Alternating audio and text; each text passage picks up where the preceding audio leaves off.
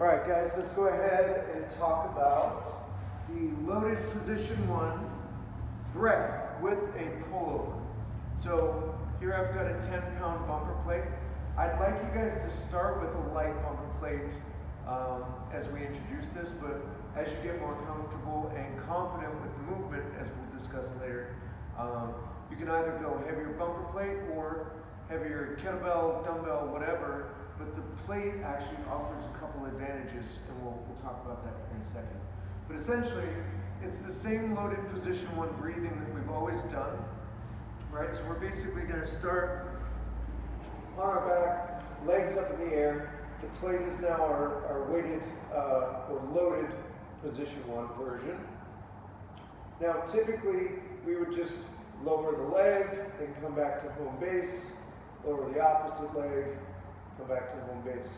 Now, with the pullover, you're actually going to coordinate the pullover exercise with your leg. So in this case, I inhale, I brace, and throughout, I'm trying to keep my low back flat to the floor, contact the floor with the plate and my heel at the same time, and then come back to home base. So, inhale, brace, and back. Now, that's obviously 2 reps there. The reason I like the plate is because of the diameter of the plate.